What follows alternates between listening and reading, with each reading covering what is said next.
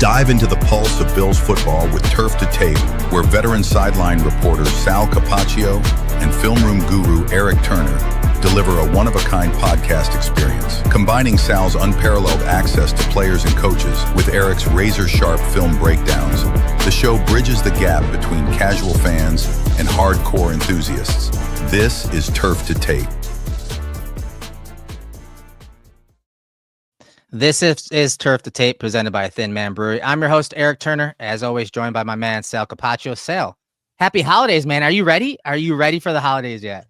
I'm never ready. When you have kids, you're never ready, right? I mean, I'm always was joking about this with Matt Bove in our podcast, where like I am just the ultimate, like I'm always, no matter how many gifts Santa brings, no matter how many gifts dad buys or mom buys or anything, I'm always thinking that's not enough. It's just the way I am. I'm with you. I thought I was, good to go. And then today's my last day of actual work. So I have the whole week off until next Monday. And now I'm starting to think to myself, okay, maybe I do need to make a trip to the store tomorrow, because like I haven't quite put all of the gifts like in one area, one room, and kind of inventoried yet. So I'm going to do that tonight after watching some more of the film from this game that we're going to talk about. But I have a feeling that I'm going to feel the same way in a few hours. No, I totally get it. I mean, it always gets to the time of year where I can't believe, oh my God, I'm like, is it already December 22nd, December 23rd?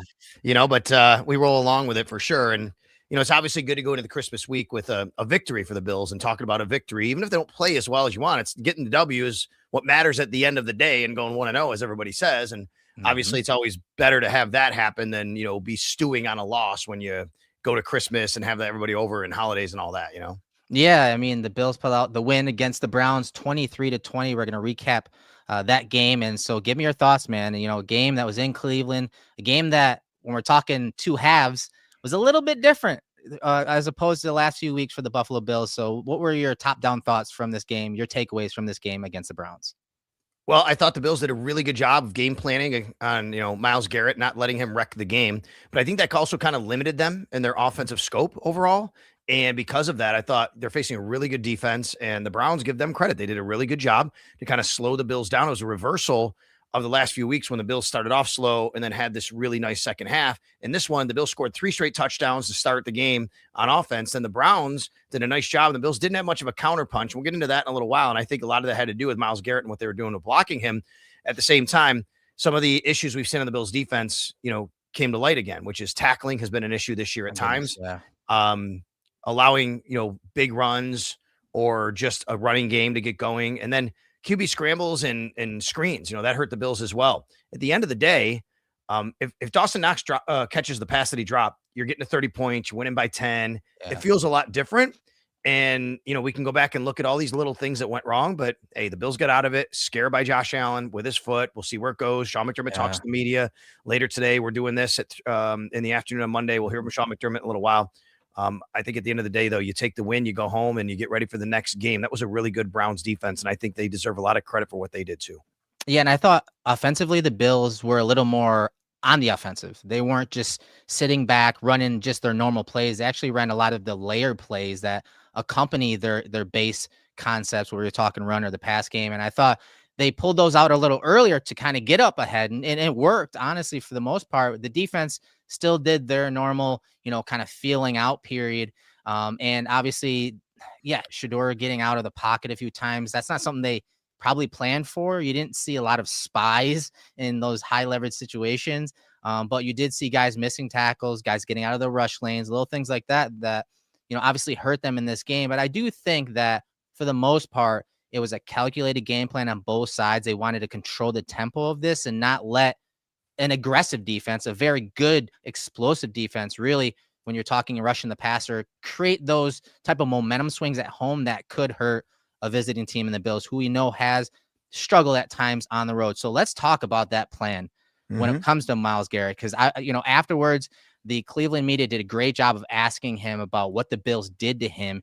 And this is really where you should start when you're reviewing this game, because when you get these kind of nuggets from specifically these players, it's cool to go back then and watch the game in a different, with a different lens. And so I thought it was interesting what Myles Garrett said here in his presser. So let's listen to what he said, and then we'll talk about it, and we'll even show you a few plays and how that corresponds to what he said.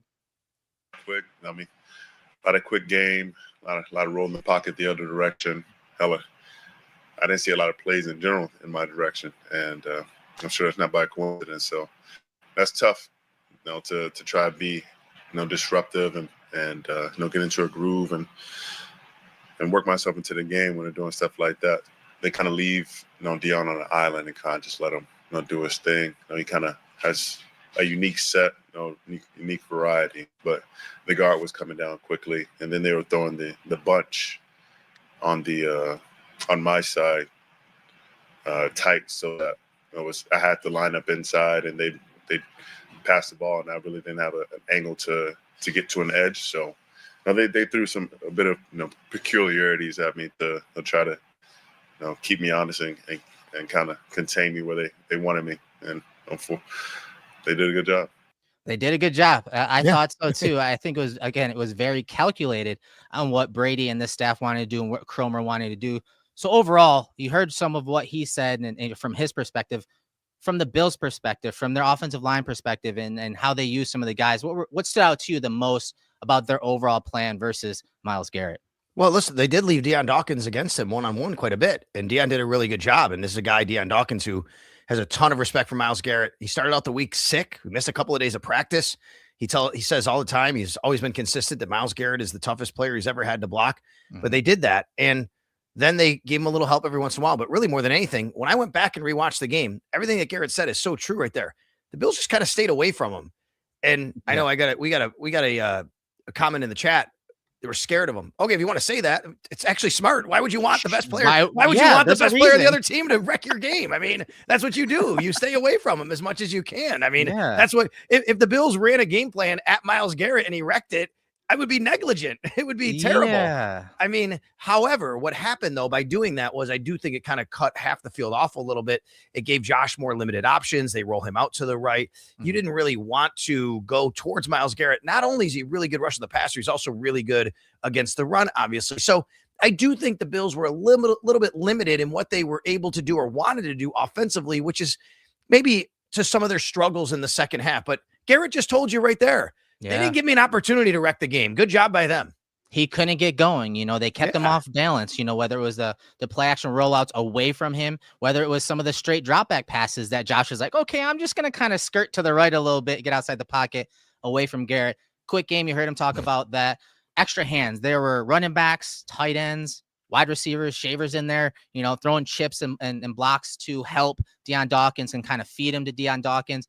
But most of all, I loved what they did. And this applies to the run game and the pass game about using formations to limit the exits or rush lanes that Garrett could really go to, because he obviously he's got the speed to beat the outside edge, to attack that outside hip of the tackle. And I loved what the Bills did from a game plan perspective. I want to show a few of these plays to kind of talk about and show you guys what we mean by this and how you can use formations and alignments to really kind of funnel guys like Myles Garrett to the offensive tackles, to the offensive linemen. So like right here, see the Bills are in shotgun, right, Sal? And you have Shakir just outside Myles Garrett. That makes it much more difficult for him to attack upfield and then kind of run the arc and flatten to the quarterback. And it gives obviously Deion Dawkins some time to also get into a set. And you'll see on the next frame how now, because of that angle that Garrett can take, you can have Deion Dawkins be aggressive with his hands, be aggressive with his set, kind of worry about the outside hip here. Why? Because they sent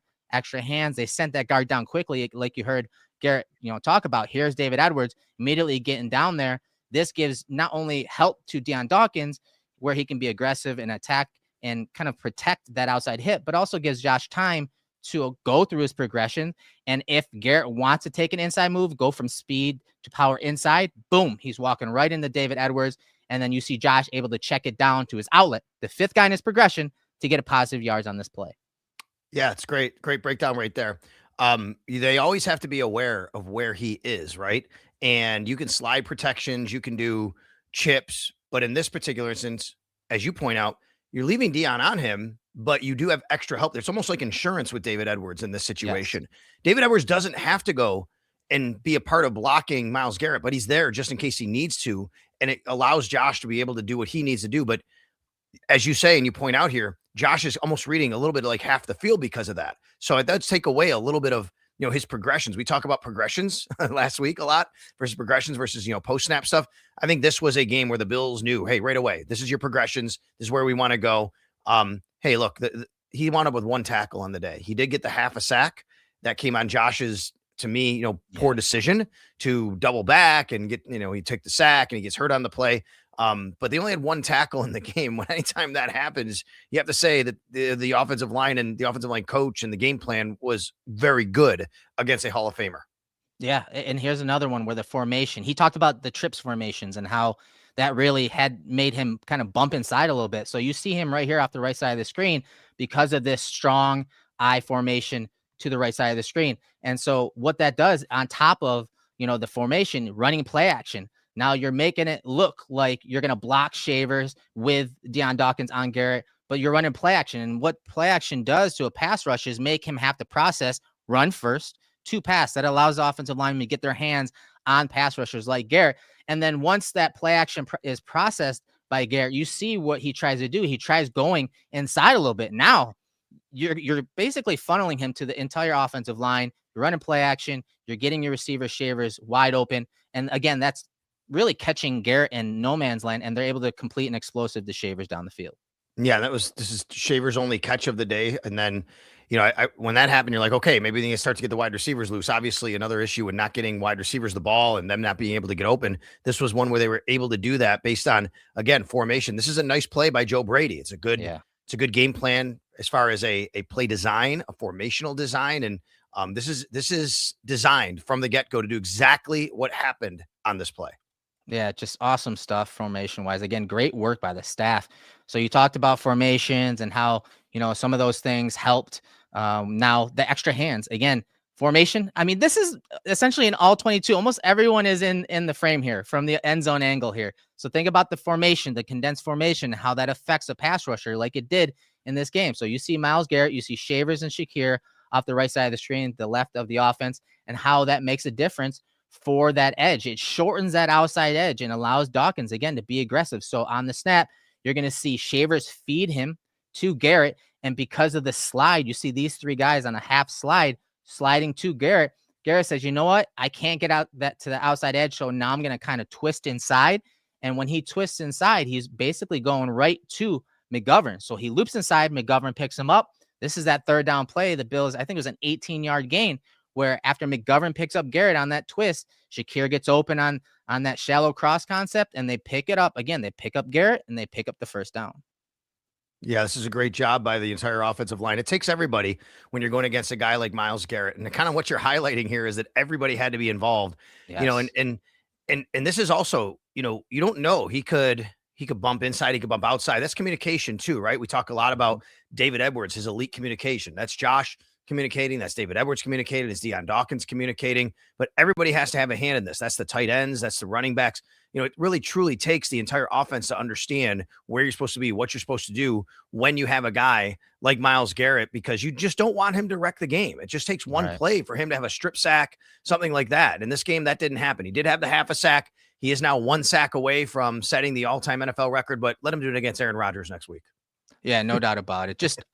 I think you talk about like the Steelers game when they have the Bills, when they do face a guy that can take over a game as a pass rusher, even Crosby a couple of years ago, they usually do a pretty good job of top down coming up with ideas to slow down that guy. Now, Texans were a little different because they don't just have one guy, right? And so that'll be something they'll have to think about in the future if they do line up against the Texans again. But I thought they did a great job of just using everything at their disposal, which, to your point, could have limited, what they could do as far as pushing the ball down the field. Yes.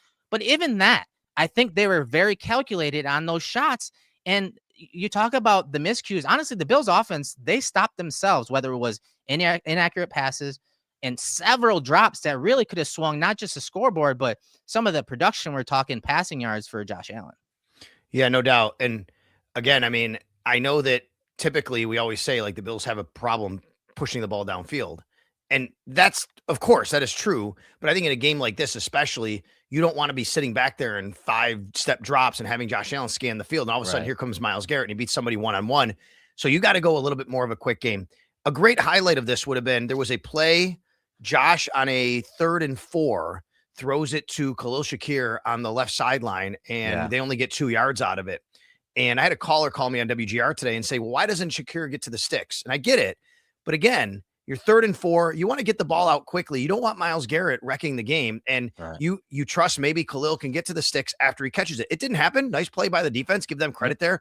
I understand. Like, you're taught when you're younger, get to the first down and turn around. Well, when you have somebody like Myles Garrett, it might take a little longer to get to the first down. So you don't want to have him get off and, disrupt the play, especially when they throw it to his side, which they did on that particular play I'm referencing. Yep. Yeah, no doubt about it. So overall, great work by the Bills offense when we're talking, again, containing Garrett. He only had 1 assisted tackle, 1 QB hit, 22 pass rush snaps, only 2 pressures. Very good work at controlling him. So one guy that the Browns didn't quite control for a majority of the game was James Cook, running back James Cook.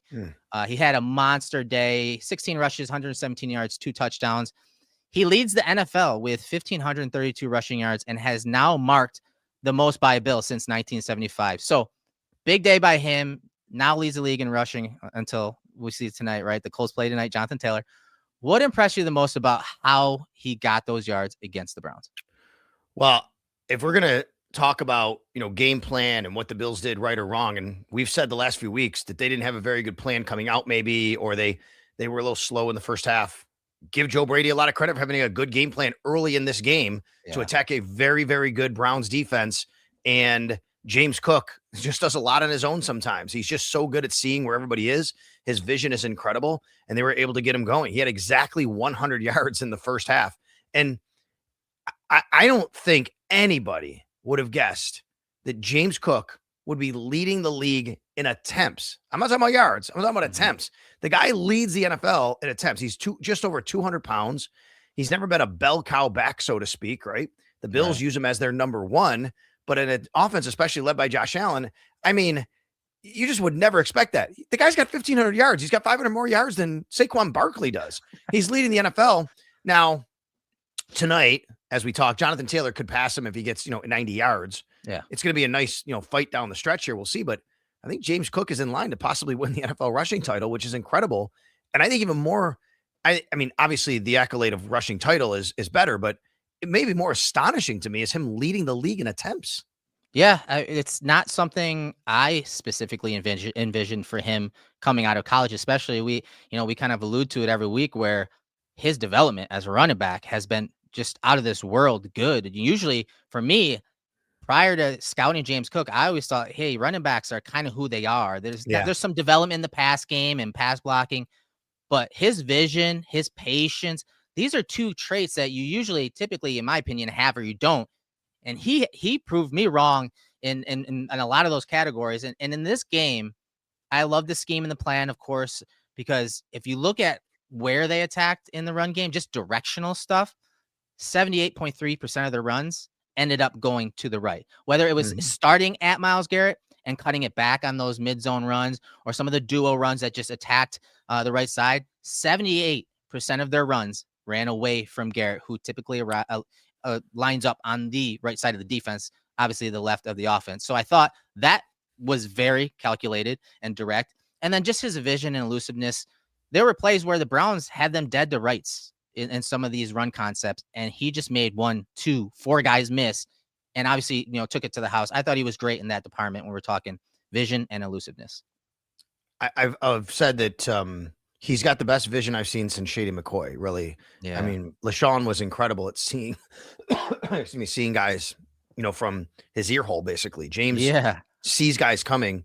He does the jump cut. He knows kind of when to spin, when to, get down too. He knows when to get down. And one thing he's been great at this year, you saw this at the goal line. He's so good near the goal line of contorting his body to get the ball over the goal line. It's pretty incredible, actually, when you think about it. And, those are a couple times this year, including in this game, including last week against New England, he scores a touchdown instead of setting up a 3rd and short or a 4th and short or something like that.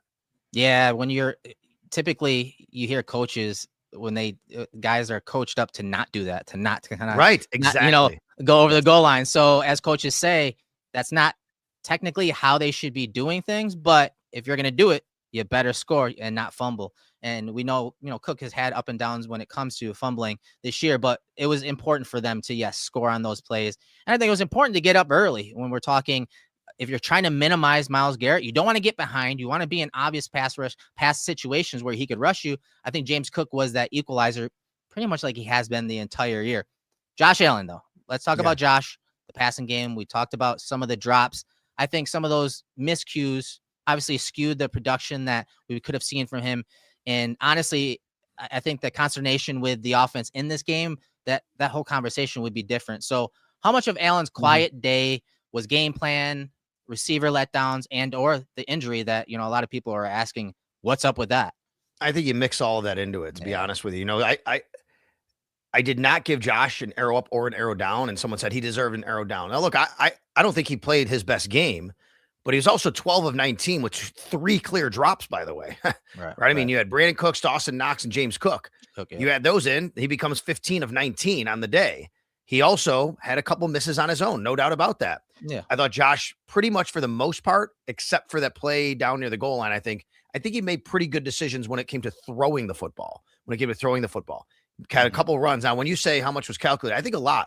I mean, they rolled him out. They got him away, from Myles Garrett. And then, but what that does is it limits the field for him, right? So he's running right. He can throw the one time he hits Ray Davis, the one time he hits Jackson Hawes, the one time he hits Dawson Knox, but Dawson Knox obviously didn't catch the pass, obviously, on 4th down.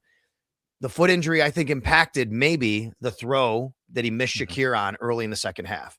Couldn't tell for sure, but it looked like maybe he was still maybe planted wrong, wasn't trusting it, whatever.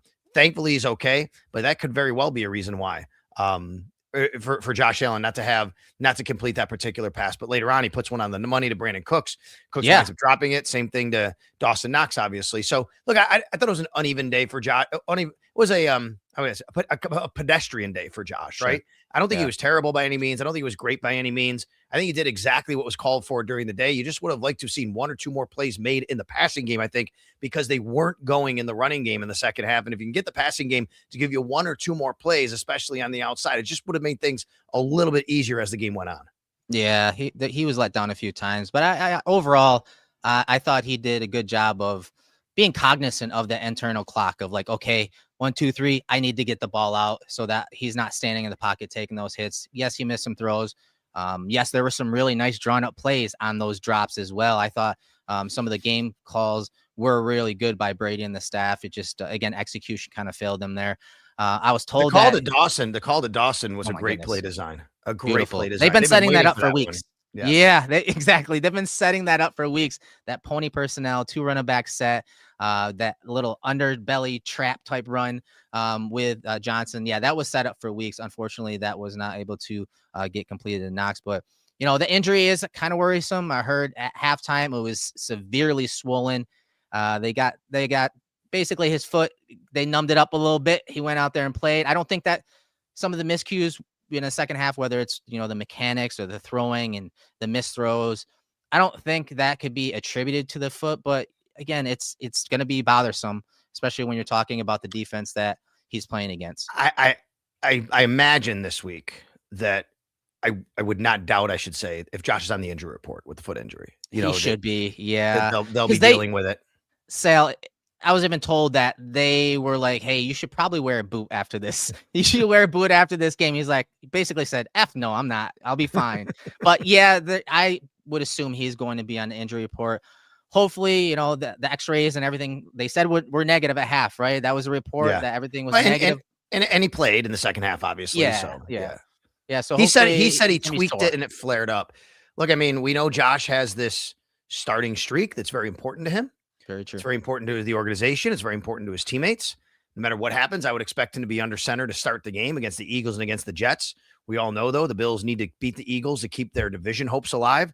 If they don't, they can't win the division. They're going to make the playoffs either way. Maybe you get to week 18 and it kind of gets treated like a week 18 game last year at New England when nothing to play for. But look, I mean, until the division is out of the window, I think the Bills are going to have Josh Allen under center as long as they can.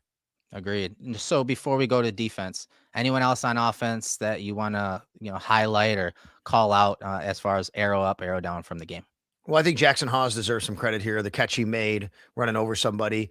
He's getting more time here with Dalton Kincaid's situation. Obviously, they're trying to manage the knee as much as possible. And last week we saw Dawson Knox really step up. And it wasn't like Jackson Hawes did a ton of, he had a ton of production, but this is a guy that they've relied on a lot to really go out there and be able to block and be able to catch a pass or two. And I thought he did a nice job on Sunday doing that again. And then, Ray Davis, nice catch, ball thrown behind him, big catch that he made there. And those guys have to contribute a little bit as pass blockers. And, Ty Johnson gets the touchdown as well. So, yeah, I thought that there were a few guys who just did some little things that mattered, I guess, on the offensive side.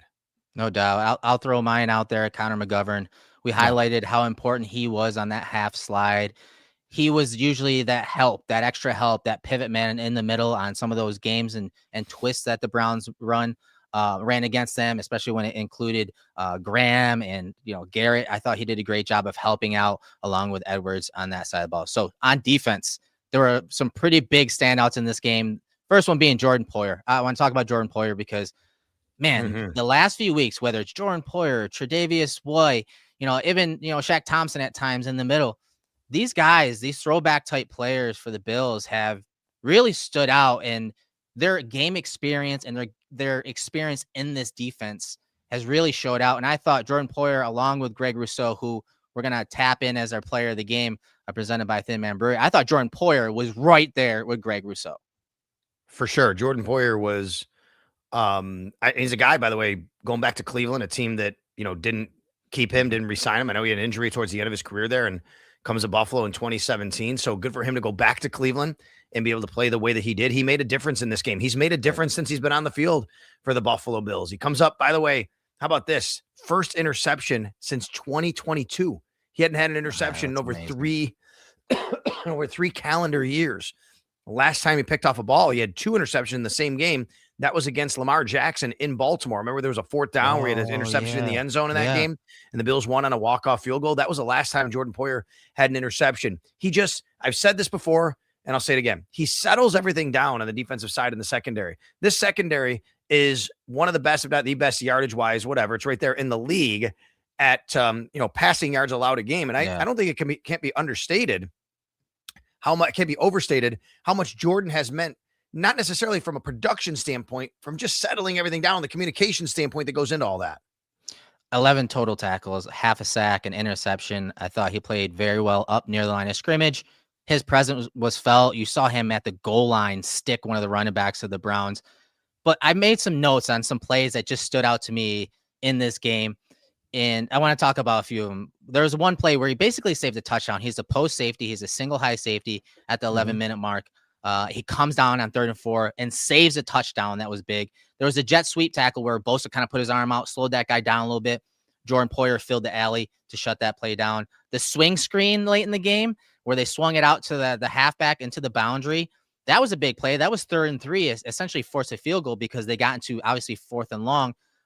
Late in the game on Rousseau's sack on 4th and 2, he dropped down from his too high position, dropped into the middle of the field, took away the crossing route where Taron Johnson was kind of out leveraged on, forced Sanders to go out wide, look out wide, boom. Rousseau got home on the sack. And then of course the 1st and 10 sack by Rousseau. He also was right there, obviously putting that right tackle in a bind, him and Rousseau, and they are able to clean up. Just some high leverage plays and big moments from Jordan Poyer in this game. It was great to see.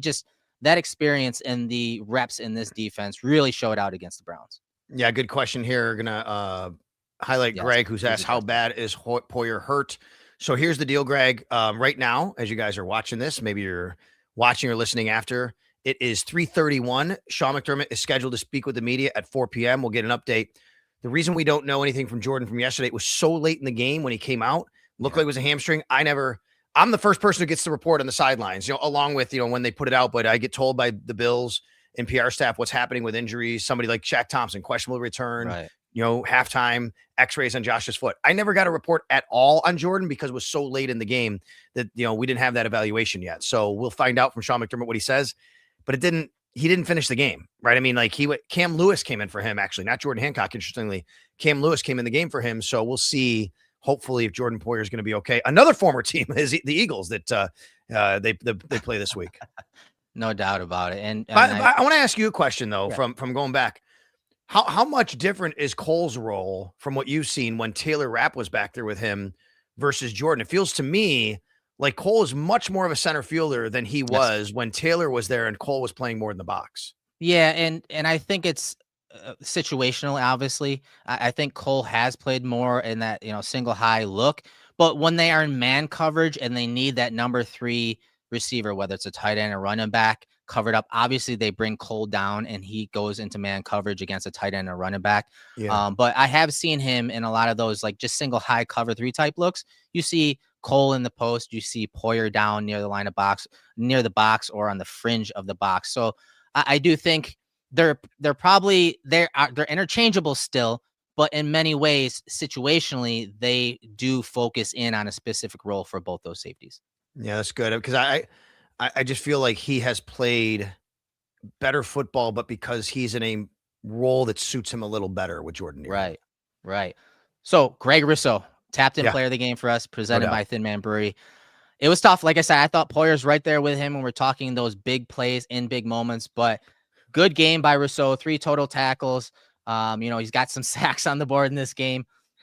So let me ask you, he's been up and down with production and getting home. We're talking pressures to sacks. What was it about this game that really set Groot off when we're talking the pass rush portion of his game against the Browns? Well, I think a couple things. I really think this is a game where you can really see how pass rush and coverage was married, right? And we talk about that a lot.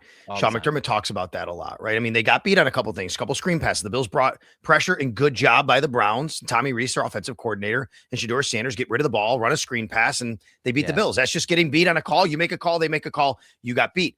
But there were other times where I thought the Bills did a really good job of marrying the pass rush with the coverage. And sometimes you don't just rush the passer to get to the quarterback. Sometimes you rush the passer to cage him in. And after Shedeur Sanders had beaten the Bills a couple of times with his legs, I thought that the Bills did a better job of kind of hemming him in a little bit. And that's when you saw Greg Rousseau also get to Shedeur Sanders. Now, the other part of this is you have to know your opponent, right? Rookie quarterback who has a tendency to hold on to the ball a little bit too long. So what happens in that situation? You just stay after it and stay on your guy. And eventually you might get there and get your hands up, by the way, because once he does take a little too long, if he does, by the time the play develops, you're in a spot where maybe you can deflect the ball. That's what happened a couple of times. So I thought overall, the D-line had a good plan to know who they were playing. And Greg Rousseau was the beneficiary of that. And I thought him and Joey Bosa together worked very, very well in tandem. I thought they were better as the game went on. I didn't like initially their plan against Sanders. I do think from a game plan perspective, I thought that they went more coverage in a lot of situations where they're trying to use coverage to disguise and confuse Sanders. And I thought they did. I think that had a lot to do with him holding the ball longer. But yeah, Reese, the OC of the Browns, he knew that the Bills were going to sell out a little more to the run so they can get into those 3rd and longs and then attack Sanders in obvious pass rush situations. So I thought Reese did a great job of timing up those calls when the Bills were sending blitzes and they hit. And that's something the Bills are going to have to keep an eye on because we talk about every week, they like to send blitzes. And a lot of times it's to stop the run. It's to gap out versus run. Right. And so now teams know this. And so they're getting into these run looks, but then they're running play action or they're running screens and it's catching the Bills out leverage. It's catching the Bills outnumbered, and some explosive plays were registered by the Browns. But I thought Greg Rousseau did a good job of using his size, his length. The Browns offensive line is not good. Everyone on that line is injured. Everyone on that line is essentially a backup. And I thought that's why I was disappointed with the pass rush. But like McDermott tells us, Sal, when the defense needs to make a stop, when they'll look at those last 2 drives, they come up with stops. It's amazing. Again, it's not a way to live. It's not sustainable, but there's some good scars being built when we're talking mental toughness, which he also talks about a bunch, and making those stops when they need them. And Groot was usually front and center in this game against the Browns in those moments. And I mean, in the takeaway department, they've just been so much better, in the second half of the season, and they get a couple more takeaways here, right? I mean, remember early in the year, we're like, hey, look, remember last year, all the numbers last year were like, wow, that can't, You can't keep doing It's this gotta every regress. year. Yes. It's got to regress. And it did. And now it's going the other way again, where they're starting to take the ball away and not really give the ball away as much. They've had a couple, but they're taking the ball away again. And it's just something that was missing early in the year. Yeah, no doubt about it. And so Greg Rousseau is our tapped-in player of the game, presented by Thin Man Brewery. And if you guys haven't heard, Mafia Light, now presented by Thin Man Brewery, is 3.5% ABV, 80 calories per 12-ounce can, drinks like water with notes of beer. Get to your local grocery store to pick up Mafia Light, one of their many, many beverages that you can buy locally in Western New York. And we appreciate them for sponsoring us this year. So, Sal, anyone else that you want to talk about before we get you out of here and kind of get an idea on what's happening this week? It's a weird week with the holidays and the schedule with the Bills. Yeah, it is. And let me tell everybody what's going on this week. So typically, as I always tell everybody, that the Wednesday practice is your kind of big day. It's going to be moved to Tuesday this week. So the Bills will not have a Wednesday, at least for the media. They'll have a Tuesday practice, which is normally a Wednesday. The trick with that is there's no injury report on Tuesday. Yeah. Now, Sean McDermott might give us a little indication, but they don't have to tell us anything because nothing really comes out till Wednesday, even though they're practicing Tuesday. So you're going to be in this weird space this week where we're going to get to the end of the week. We might not know anything about injuries other than what they kind of put out and give estimations. And then I'll have Sean McDermott on the radio, obviously, on Friday for his weekly radio appearance, and we'll get more of an indication. But I'm interested in Josh's foot. I'm interested in Shaq Thompson's neck. That was something obviously you want to monitor this week. I'm interested, obviously, in Jordan Poyer's hamstring. So there's going to be some injuries that we're going to talk about here as we go on. We'll see about Matt Prater too. That was a big miss of an extra point, and then Badgley doesn't kick it into the landing zone. So you'd love to get your kicker back this week if you could. That would be something that we'll be on top of as well. I thought the rookie Deion Walker made a nice play with his hands up in the air. Just give him a little love here. That was a nice play from his regard. Trying to think of anything else in the game that stood out. Bills got beat on 3rd and long, but again, selling out. I think a couple of plays here or there. They have to be better against the Eagles, but you get the win, you go 1-0 and you move on, and every week's a new week. You don't play the Super Bowl in week 15. You don't play the Eagles in week 16. You play the Eagles in week 17, and that's the task at hand. And I know that it's been a roller coaster ride when we're talking consistency or inconsistency, whether you're talking offense, defense, or special teams. But again, they're stacking wins and they're finding multiple ways to win and multiple ways to complement each other in good and bad ways. Hey, maybe it's, this game against the Browns, some of the offense kind of sputtered out in the second half, and the defense needed to make some stops, and they did again in some of those moments. And so finding different ways to win is important going into the playoffs, and especially when you're trying to, get these wins to help you with seeding and get the proper seeding. So with that said, Sal, appreciate, catching us up on what's going on this week as far as the holidays go and practice with the Bills. And here at Turf to Tape, we want to say happy holidays to you guys. This is the last time we're going to be talking to you guys before Christmas. So hopefully you guys have a great Christmas, get all the toys that that you asked for as adults, but also your kids. That's what it's all about. And Sal, I know you had that event last weekend. How that turned out go? Oh, it's great. TSC. That was awesome. It was great. It was great. Thanks to TSC and everybody involved. And going to give away another. If you're subscribed to me on X, make sure you're subscribed to both of us here. Right. All right. Yeah. Cover One, Sal Sports, giving another giveaway from TSC. So you never know what you're going to get: a signed mini helmet, a signed jersey, a signed football, something like that. So make sure you're subscribed at Sal Sports. Everybody have a great Christmas, great holiday. Enjoy time with family and friends. Enjoy watching football this week. Yes, Merry Christmas from Turf to Tape, presented by Thin Man Brewery. I'm your host, Erik Turner. That's Sal Capaccio. We'll see you next week.